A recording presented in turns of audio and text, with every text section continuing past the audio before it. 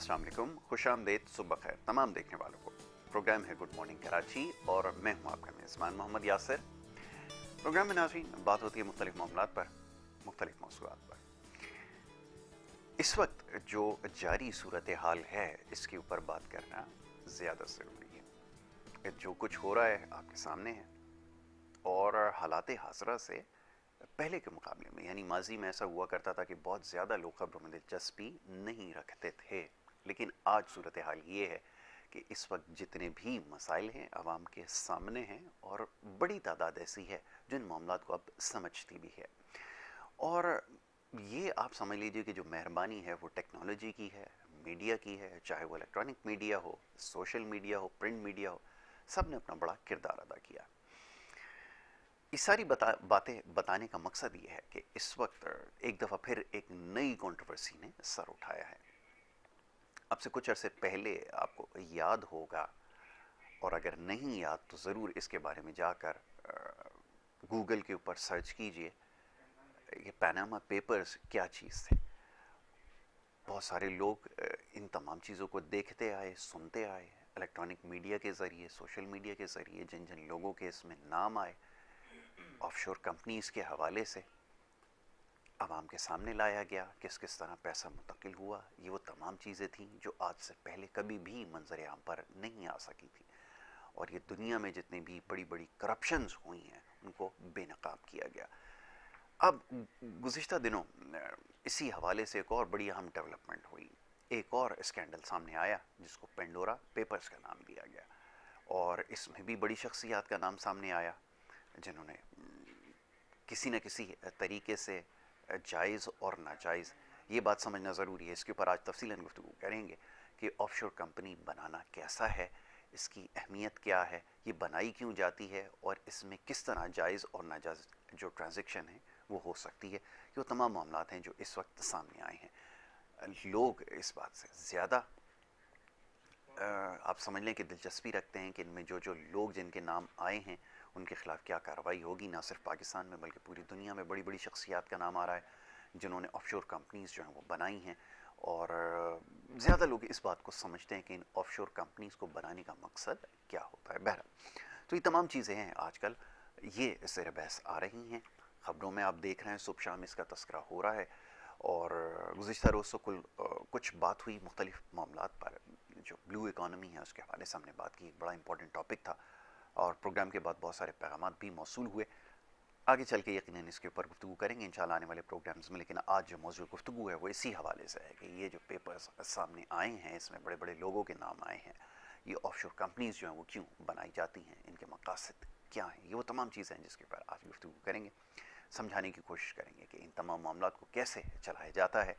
और ये जो ख़ास तौर पर ऑफशोर कंपनी है, ऑफशोर किसको कहते हैं, जो बैरून मुल्क बनाई गई हो, इसकी क्या ज़रूरत जो है वो क्यों पेश आती है, ये समझना ज़रूरी है।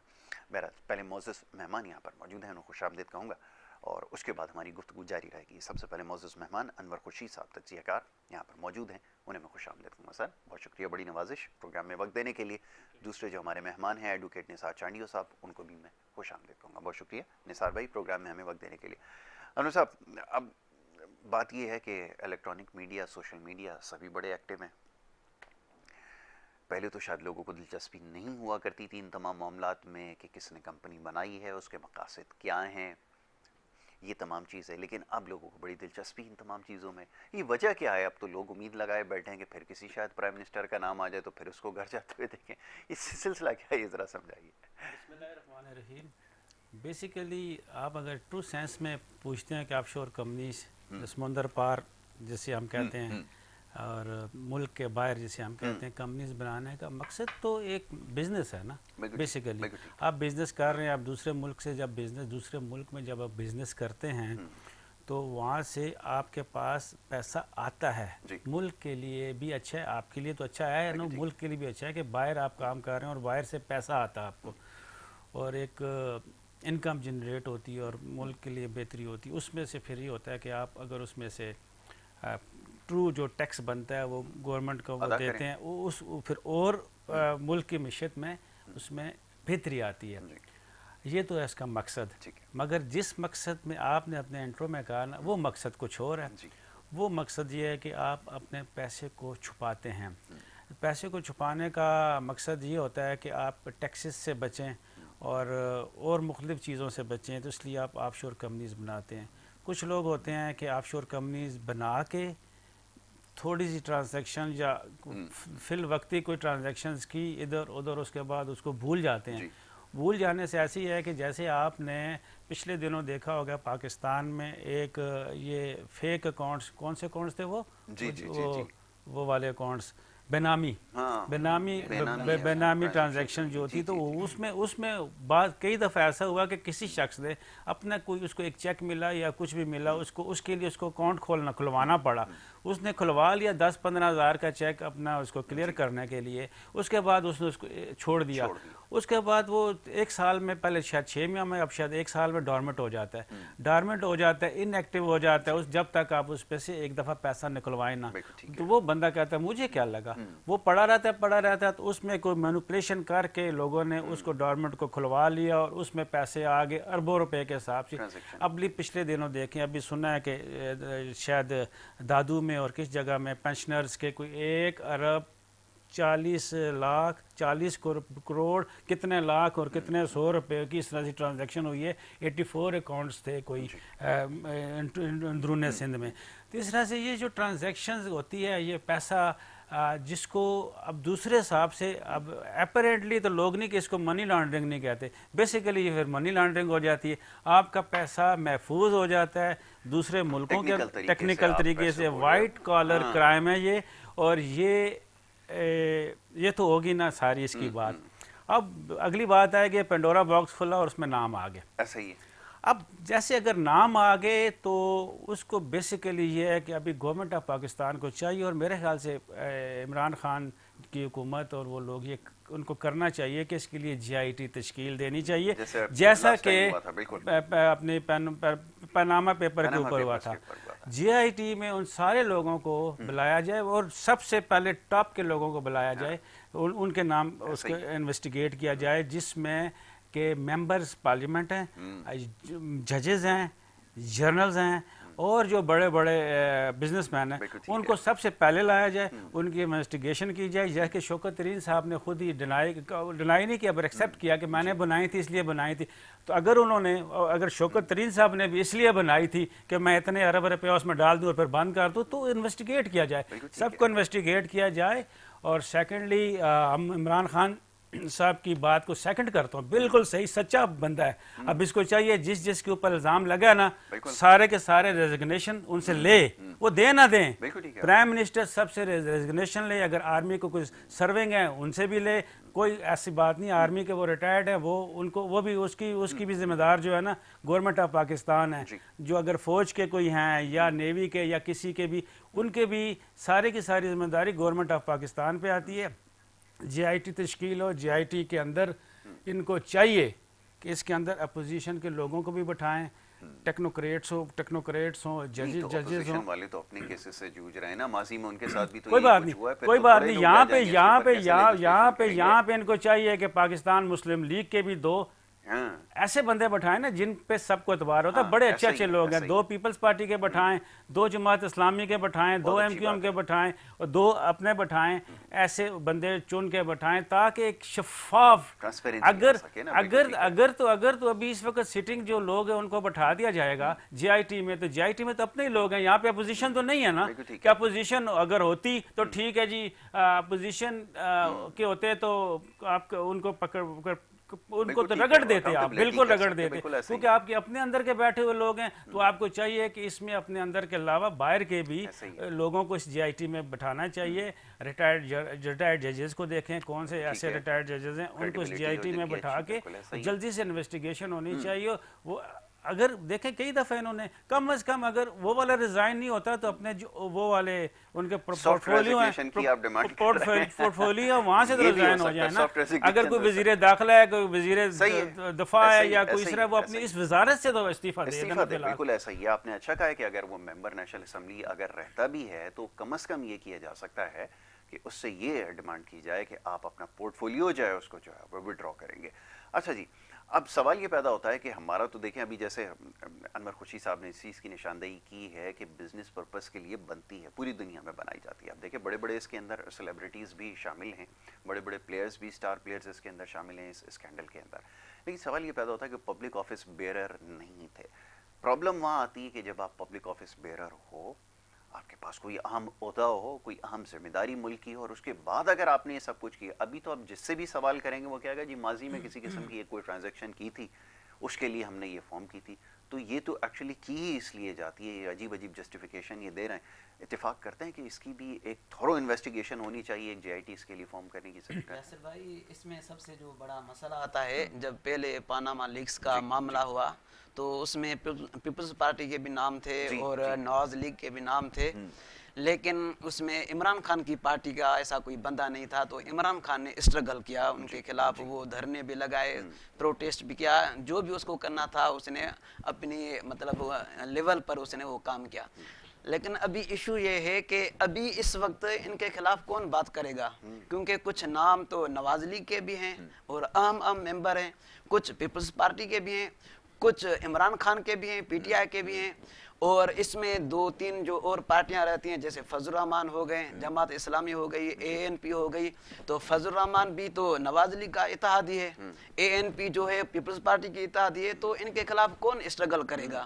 اور اس میں جماعت اسلامی رہتی ہے تو وہ میرے خیال میں اس کے پاس اتنی طاقت یا اتنا مطلب پریشر اس کا ڈیولپ نہیں ہو سکتا، کیونکہ اس کی جو لیول ہے وہ اتنی سطح پر نہیں ہے. یہ آپ نے دیکھیں نا، میں اس کی تھوڑی سی وضاحت یہاں فرما دوں. بہت سارے لوگ شاید اس بات سے لا علم ہو کہ اس سے پہلے بھی پیناما پیپرز کا جو معاملہ تھا وہ عمران خان صاحب کورٹ میں نہیں لے گئے تھے، وہ جماعت اسلامی کی جانب سے کورٹ میں گیا. بالکل یہ ہوا تھا، لیکن جو پریشر ڈیولپ کیا تھا، جو دھرنے وغیرہ دیے تھے، راستے بند کیے تھے، وہ عمران خان نے. وہ بات آپ کی صحیح ہے، لیکن جیسے آپ نے کہا نا کورٹ میں جو کیس پرسو کرنے کی بات بھی اگر کی ہے کسی نے تو سراج الحق صاحب نے سب سے پہلے کی ہے. وہ لوگ شاید بھول جاتے ہیں کہ یہ جو پیناما پیپرز کا جو چکر ہوا تھا معاملہ عدالت تک لے کے جماعت اسلامی گئی. جی لیکن اس میں یاسر بھائی یہ ہوتا ہے کہ ہماری جو کورٹس ہیں، کچھ نام اس طرح کے ہیں کہ جنرلز بھی اس میں آتے ہیں، بڑے بڑے بزنس مین بھی آتے ہیں. تو اس میں ہاتھ کون ڈالے گا، اور ہاتھ ڈالنے کے بعد کورٹ کو کون سپورٹ کرے گا، کیونکہ ان کے اوپر بھی تو پریشر آئے گا نا. اور جیسے یہ آف شور کمپنیز ہے، اس میں اللیگل کام کیوں ہے، اس میں یہ جو سیل ٹیکس ہوتی ہے، انکم ٹیکس ہوتی ہے، ریٹرن آف ٹیکس ہوتی ہے، تو وہ اس کو چھپا کر وہ بھیجتے ہیں. تو یہ ایسے سمجھے کہ وائیولیشن آف کانسٹیٹیوشن آف پاکستان ہے. اس میں جو آرٹیکل ہے 63 اس کی وائیولیشن ہے. جب یہ ممبران یا جو اور جو جنرلز ہیں جو سروس کرتے ہیں، اس میں ان کا ایک اوتھ ہوتا ہے کہ میں ایسا کوئی کام غلط نہیں کروں گا جو وائیولیشن ہو. اور جب جی بالکل جب یہ ممبران اسمبلی میں آ رہے تھے، اس وقت انہوں نے سارے اپنے اثاثے ڈکلیئر کروانے ہوتے ہیں، بتانے ہوتے ہیں کہ میرے یہ اثاثے ہیں، میری یہاں پر پاکستان میں یا پاکستان سے باہر اتنی ملکیت ہے. اس کے مطابق کیونکہ اس کو ٹیکس بھی دینا پڑتا ہے، پھر گورنمنٹ کو کچھ کرنا بھی پڑتا ہے. لیکن یہ جو چھپاتے ہیں تو یہ ایسے سمجھو کہ جیسے صادق امین نواز شریف کے اوپر بات آئی تھی، 62 63 اور 63A تینوں ابھی آرٹیکل اس میں 63 بھی اس کو مطلب انسرٹ کیا گیا ہے. تو ان تینوں آرٹیکلز کی وائیولیشن ہوتی ہے. ابھی وائیولیشن ہوتی ہے، جو ممبران ابھی اسمبلی میں موجود ہیں ان کی کیا حیثیت رہے گی. ان کے خلاف اگر کاروائی ہوگی تو کاروائی میں سب سے پہلے وہ نااہل ہو جائیں گے. نااہل ہو جائیں گے تو مطلب ان کی کوئی حیثیت نہیں رہیں گی.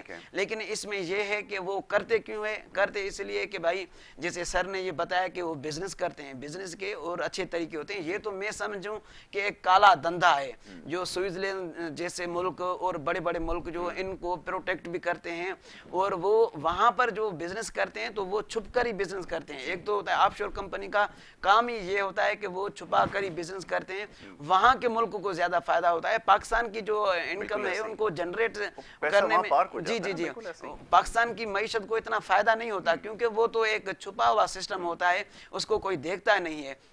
تو اس میں جو میری قانونی جو پوائنٹ ہے، یہ جو سارے ممبران ہیں جنہوں نے آفس میں بیٹھ کر، جو آفس ہولڈر تھے، جنرلز بھی اس میں آتے ہیں، جو اور بھی آتے ہیں، وہ بھی اس میں نال ہو سکتے ہیں، اور اس کے علاوہ جو بزنس مین ہے اس کے اوپر بھی ایک طرح کی ایک مطلب وائلیشن ہے، وہ پنشمنٹ ہو سکتی ہے، کیونکہ جو بے نامی ٹرانزیکشن ہے جیسے اکاؤنٹ فیک اکاؤنٹ وغیرہ بنتے تھے، اس کے لیے بھی ایک قانون آیا ہے بے نامی ٹرانزیکشن 2017، اس میں بھی بالکل پنشمنٹ ہے، اس میں جو بھی اس کے پراپرٹی ہے اس کو فارفیٹ کیا جا سکتا ہے انویسٹیگیشن کے بعد، اور اس کے بعد ان کو پنشمنٹ بھی دی سکتی ہے۔ یہ تو بزنس مین کے لیے وغیرہ قانون یہ موجود ہے، بے نامی ٹرانزیکشن آف شور کمپنیز کا بھی ایک ایکٹ ہے، وہ ان کے لیے موجود ہے۔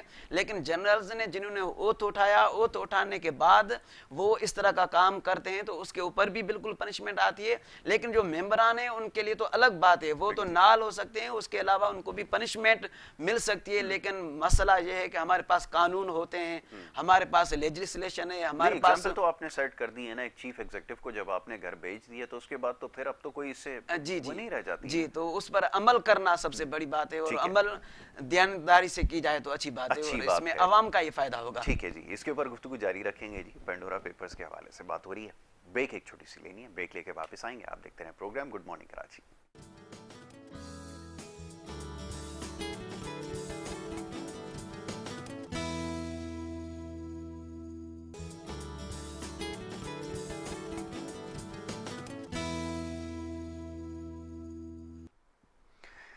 پروگرام میں آپ کو ایک دفعہ پھر خوش آمدید کہیں گے۔ بریک پہ جانے سے پہلے جی بات ہو رہی تھی پینڈورا پیپرز کے حوالے سے، یہ کیا بلا ہے لوگ سمجھنے کی کوشش کر رہے ہیں، اور ہماری کوشش ہے کہ اس کو آپ تک آسان اور سہل انداز میں یہ بات پہنچائی جائے کہ آف شور کمپنی کا نام آپ سنتے ہیں۔ مجھے یاد ہے ایک آنریبل پارلیمنٹ کے ایک ممبر تھے، ان سے پہلی دفعہ جب پوچھا گیا، جب پیناما پیپرز کی بات ہوئی، آف شور کمپنی کا نام ان کے سامنے لیا گیا، تو انہوں نے کہا کہ یہ کیا بلا ہے، میں نے کبھی اس کا نام نہیں سنا، یہ ہوتی کیا چیز ہے، ان کو یہ بھی شاید نہیں پتا تھا۔ ٹھیک ہے، ان کی سادگی ہے، انہوں نے اس چیز کا اچھا برملہ اظہار کیا، اور کوئی ایسی بات نہیں ہے، بہت ساری چیزیں آپ کے اور ہمارے علم میں نہیں ہوتی، لیکن اس کا مقصد یہ نہیں ہے کہ ہم جو ہے وہ معاملات کو سمجھتے نہیں ہیں۔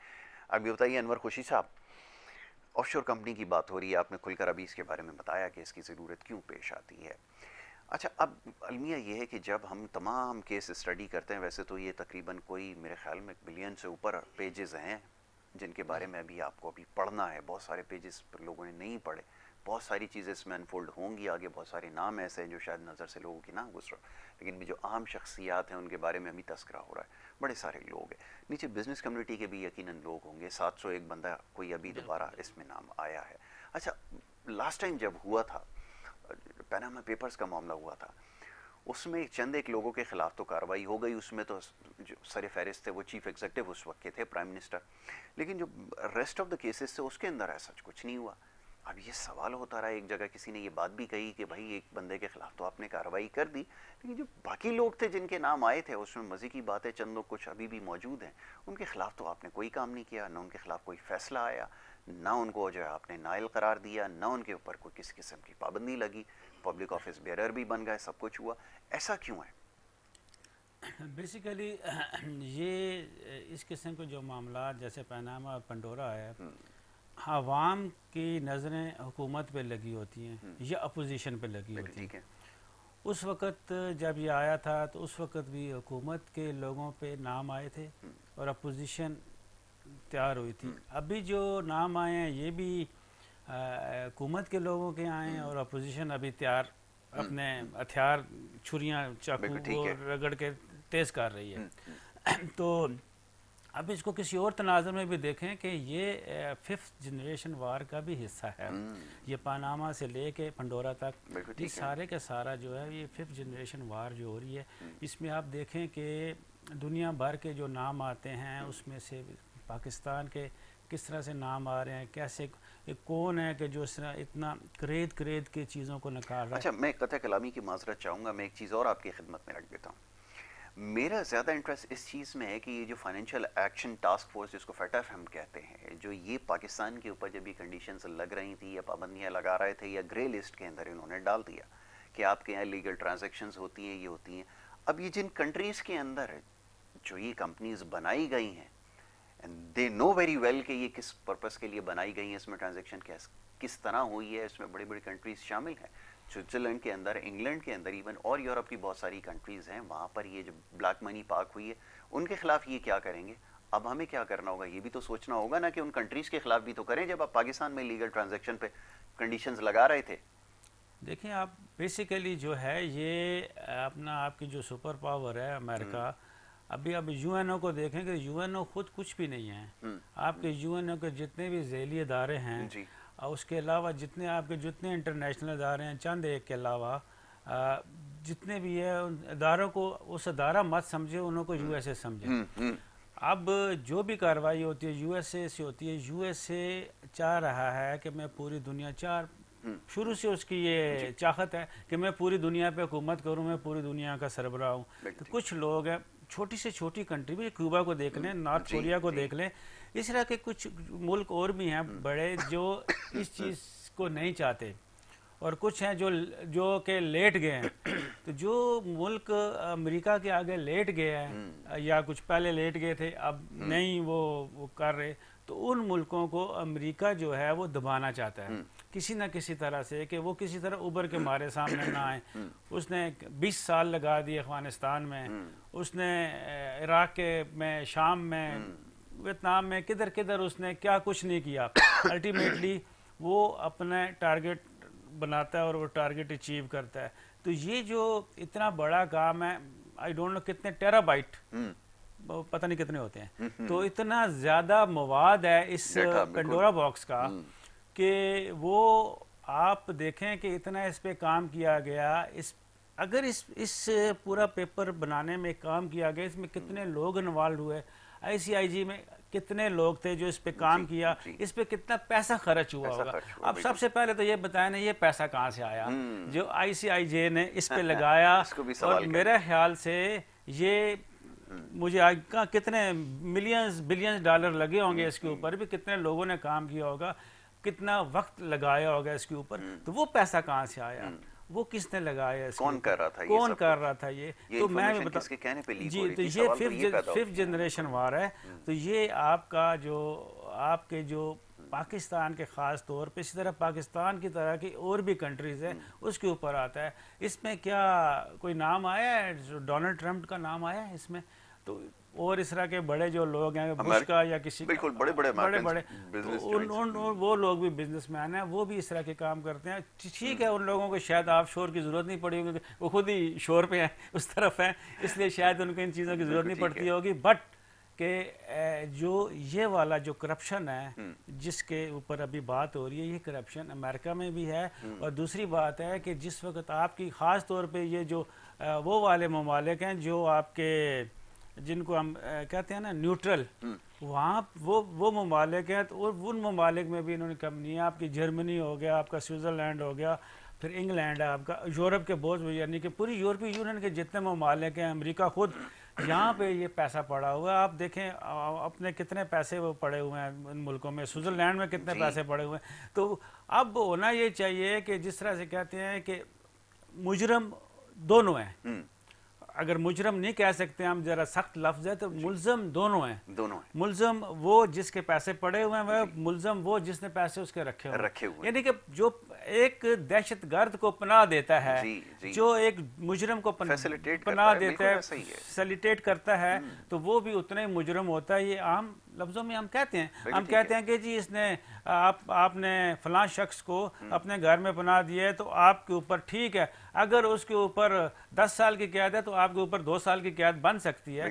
تو اس چیز کو مد نظر رکھتے ہوئے وہ جتنے بھی ممالک ہیں اور جتنے بھی وہاں کے ادارے ہیں جنہوں نے یہ ان کے ساتھ مل کے، کئی ایسا ہوگا نا آف شور کمپنیز آپ نے بنائی ہوں گے، وہاں کی کمپنیز کے ساتھ وہ جوائنٹ ونچر پہ بھی کام ہو رہا ہوگا، کچھ ہو رہا ہوگا، تو ان سب کو انویسٹیگیٹ کر کے ان کے اوپر بھی ایسا کرنا چاہیے. تو FATF کا کام ہے، FATF نے کو چاہیے کہ ان ممالک کے ان کے بھی پوائنٹ ساتھ رکھے نا، اور وہ جب لگائے گا تو وہ میرے خیال سے دنیا کا کوئی ایک ملک بھی ان کی وہ نہیں بچ سکے گا، یا تو گرے میں ہوں گے یا ریڈ میں ہوں گے. بالکل ایسا ہی آپ نے ٹھیک کہا ہے کہ اس میں تو پھر کوئی بھی نہیں بچے گا. اب اس چیز کو ہمیں ہائی لائٹ کرنے کی ضرورت اس لیے کہ اب تو ہمیں ڈیمانڈ کرنی پڑے گی، کیونکہ پاکستان پہ تو یہی سارا مسئلہ تھا کہ لیگل ٹرانزیکشنز ہوتی ہیں جی، پاکستان کے اندر فیک اکاؤنٹس مینٹین کیے جاتے ہیں، اس لیے نام گرے لسٹ کے اندر ڈال دیا.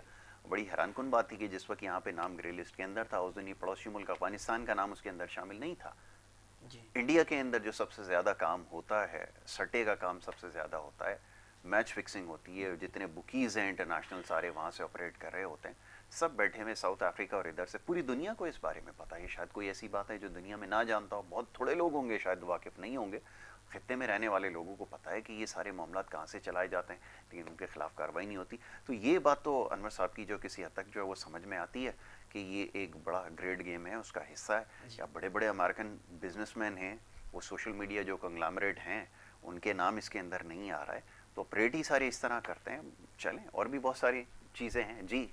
इसमें यासिर भाई बात ये है कि सर ने सही फरमाया कि 5th जनरेशन वार है, लेकिन 5th जनरेशन वार तो हम देखें सही है, लेकिन हम कब कहाँ तक ठीक हैं, हम खुद को तो देखें ना। ऊपर वाले जैसे वो कहते हैं कि भाई इन्होंने हमारे खिलाफ ये कर दिया, ये तो जनूबी कोरिया के खिलाफ भी कर रहे थे, ये तो वियतनाम के खिलाफ भी कर रहे थे, लेकिन वो अंदर से ठीक थे, तो वो उन्होंने सही प्लान कर दिया, कर गए, वो बिल्कुल ठीक है। लेकिन पाकिस्तान में ये चीजें चल रही हैं। 5th जनरेशन वार है, वो हमारे कोई बड़े जो लीडर हैं वो भी आकर ये बोलते हैं कि भाई ये इस तरह की कोई गेम है, हमें जो है इस साजिश से बचना चाहिए। ठीक है, उसको देखें किस तरह की कहाँ की गेम है, जैसे न्यूजीलैंड का भी दौरा कैंसिल हुआ, तो ये बिल्कुल एक गेम है, इसको मानते हैं, लेकिन अंदर से हमारी कितनी गलतियां हैं उसको तो हम सेट करें, उसको हम सेट करते नहीं है। फिर किसी और के ऊपर हम ब्लेम करते हैं कि भाई इन्होंने ये कर लिया, इन्होंने ये, तो इनके जो और छोटे छोटे मुमालिक हैं उनके खिलाफ भी तो कर रहे हैं ना, इनके खिलाफ तो उनको इन्होंने क्या किया, उन्होंने ब्लैक लिस्ट में डाला, उनके ऊपर मतलब वो बिजनेस के लिहाज से उन्होंने बैन लगाई, ईरान के लिहाज से वो मतलब अभी तक लड़ रहे हैं, लेकिन वो फिर भी वो काम कर रहे हैं और अपनी जिंदगी गुजार रहे हैं। लेकिन यहाँ पर ये है कि हम दो ऐसे नहीं बोलना चाहिए, 2% के लोग जो भी इस तरह का कोई आर्डर आता है तो फिर ये कहते हैं कि हमारे इंटरेस्ट के खिलाफ काम हो जाएगा, हम ये बात मान रहे हैं, हमें ये बात माननी चाहिए। जैसे 2001 में भी हुआ, भाई अगर आप इस तरह की कोई बात मानते रहते हैं तो कब तक मानते रहेंगे, कब तक अपना सोचेंगे, कब तक अपने मुल्क के साथ सिंसियर होंगे। और ये सिंसियर क्यों नहीं होते, क्योंकि वो बाहर के जो मुल्क हैं उनको वो प्रोटेक्ट करते हैं। ये जो इतना ज्यादा जैसे सऊदी अरबिया है, वो अमेरिका के खिलाफ नहीं बोलता, क्यों नहीं बोलता, ईरान बोलता है, वो नहीं बोलते, क्यों नहीं बोलते हैं कि उनके ज्यादातर जो असासे हैं वो बाहर हैं, अगर वो कुछ बोलते हैं तो वो क्या करते हैं, असासे उनके जो है मुंजमद कर लेते हैं, फिर उनके ऊपर वो बैन भी लगाते हैं, सारी चीजें उनकी वो अपने पास रखते हैं, कब्जे में करते हैं। तो इसलिए उनमें अंदर से कोई जो ताकत होनी चाहिए ना, वो अंदर से ताकत मर जाती है। तो इस तरह भी हम अगर ज्यादातर खुद को धकेलते जाते हैं गुलामी में, तो वो कितना भी बड़ा मुश्किल वक्त आ जाए और कितना भी हम बड़ा फैसला ले, लेकिन इस तरह का फैसला बहादुरी और दिलेरी का फैसला नहीं ले सकते। इसमें हमें ये करना चाहिए कि हम सबसे पहले मुल्क से सिंसियर रहें, जिस कॉन्स्टिट्यूशन का हम ओथ लेते हैं, हलफ उठाते हैं, उससे हम सिंसियर रहें। हम सिंसियर रहेंगे, बाहर की जितनी भी साजिशें, ये तो साजिशें में एक तो मिसाल तो नबी अकरम सल्लल्लाहु अलैहि वसल्लम के खिलाफ भी साजिशें थी, बड़े बड़े जो लीडरान थे, मक्का एक बिजनेस एक सेंटर था, बड़े बड़े लोग वहां पर एक तो ज़ियारत काबा के लिए आते थे, लेकिन वहां पर बिजनेस चलती थी, यमन से शाम से बड़े बड़े लोग आते थे, सबके खिलाफ एक वाहिद आदमी ने मतलब हलफ उठाया कि ये काम करके मैं दिखाऊंगा। और अपने थोड़े से ऐसे जैसे कहें कि बद्दू थे, अनपढ़ लोग थे, छोटे छोटे मतलब जो गुलाम लोग थे, उनको अपने साथ मिलाया, लेकिन अंदर से वो साफ थे। बिल्कुल ठीक है, वो जान देने के लिए, उनके जो गुलाम थे, सहाबा थे, जान देने के लिए तैयार हो गए थे, तो उन्होंने दुनिया में नाम मतलब अपना दिखाया कि हम इस तरह से काम कर सकते हैं।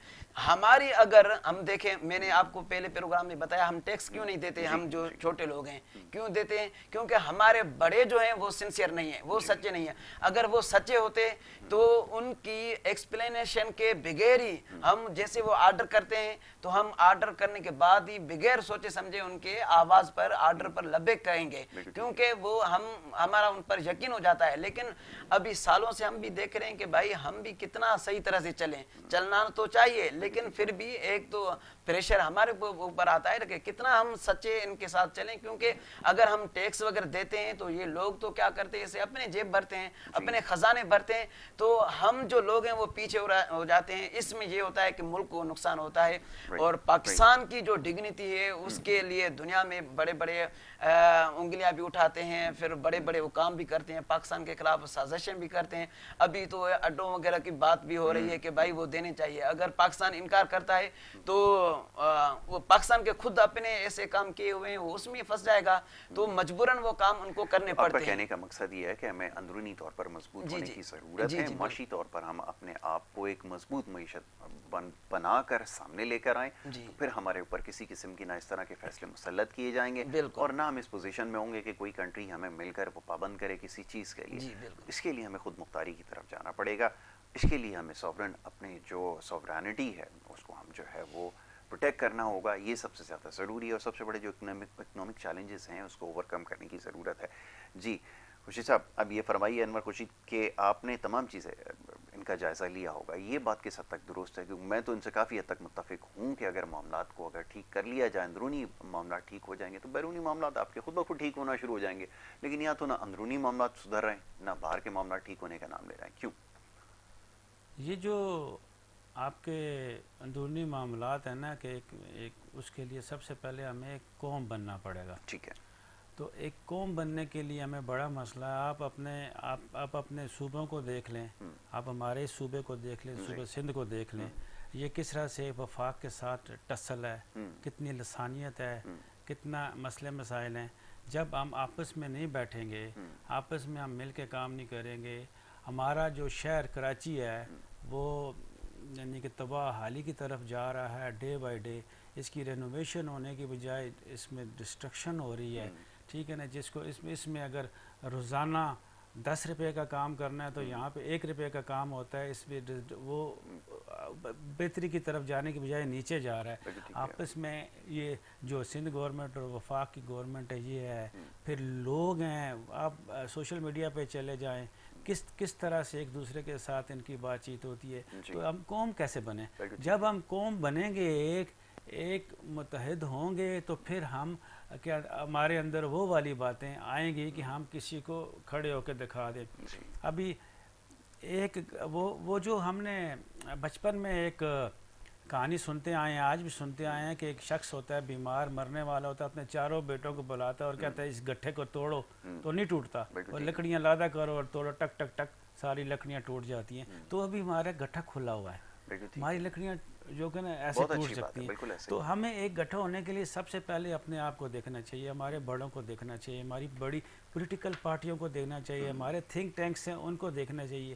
باتیں سب صحیح کرتے ہیں, جب عمل کا وقت آتا ہے نا پھر انہی کی آف شور کمپنیاں باہر ہوتی ہیں, انہی کے مسئلے مسائل ہوتے ہیں. سارے جتنے بھی آپ کے پارلیمنٹیرینز ہیں یہ اس طرح سے بیٹھے ہوں, پھر اپنی جان بچانے کی جیسے ملک کرتے ہیں نا, جیسے سعودی عرب کی بات کی کہ اس کے سانسیں باہر پڑے ہوئے ہیں اور وہ لیٹا ہوا ہے امریکہ کے آگے, اسی طرح یہ پارلیمنٹین جتنے بھی ہیں یہ آتے کیسے ہیں ایسے, یہ ان کے پاس ووٹیں کہاں سے آتی ہیں, یہ کیسے بنتے ہیں, ایم پی ایم این اے کیسے بنتے ہیں, اور اس کے بعد یہ وزارتوں میں کیسے جاتے ہیں, پھر وہ جو پیسے لگے ہوتے ہیں وہ کیسے ریکور کیسے ہوتے ہیں. یہ ساری چیزیں ہیں, ان چیزوں کو دیکھیں گے تو وہ قوم کے اوپر قوم کی خاطر کوئی بھی نہیں آتا. کوئی بھی ایسا نہیں ہے جو قوم کی خاطر آتا ہے. جو قوم کی خاطر کوئی کام کرنا چاہتا ہے نا وہ کنارے پہ ہو کے وہ کرتا ہے. یہ جہاں پہ جو بھی آتے ہیں وہ اس کے لیے نہیں آتے. شاید پہلے زمانے میں ہوتا تھا, لوگ ایسے ہوتے تھے کہ آپ خلیفہ بنے, نہیں میں ذمہ داری نہیں لے سکتا, آپ بڑے بن جائیں, آپ بادشاہ بن جائیں, کہتا ہے میری ذمہ داری ہے, یہ میں ذمہ داری نہیں لے سکتا. ایک بڑی لمبی چوڑی کہانی ہے گدھے والی.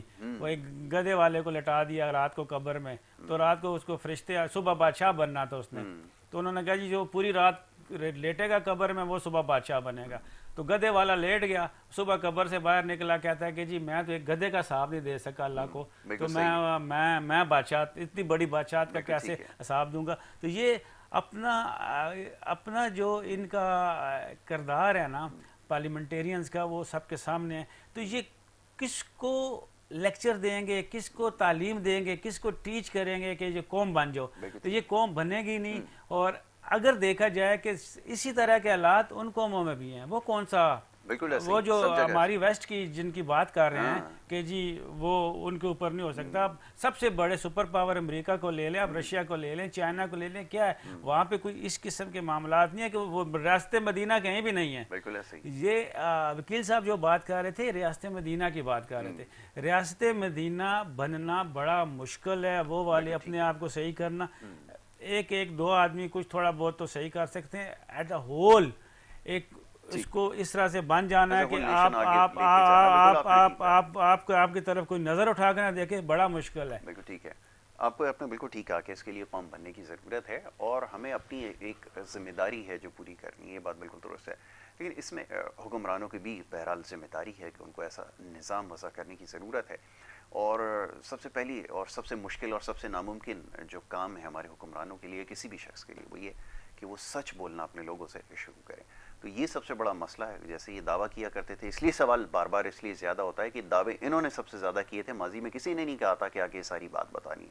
सच भी बोलेंगे, ये भी बोलेंगे, सूरत हाल आपके सामने। आखिरी जुमला, क्योंकि वक्त मेरे पास यहाँ पे ख़त्म हो, अगर कुछ कहना चाहें सर। हाँ बिल्कुल, ये जो ज़्यादा मसाइल हैं उसमें सबसे जो बड़ी बात है इसमें हमारा पॉलिटिशियन इशू है जी, सियासी इशू है। सियासत अगर हमारी सीधी चलेगी, क्योंकि जो लोग सियासत वाले होते हैं वही सारा सिस्टम चलाते हैं, वही आर्डर बनाते हैं, वही लेजिस्लेशन करते हैं।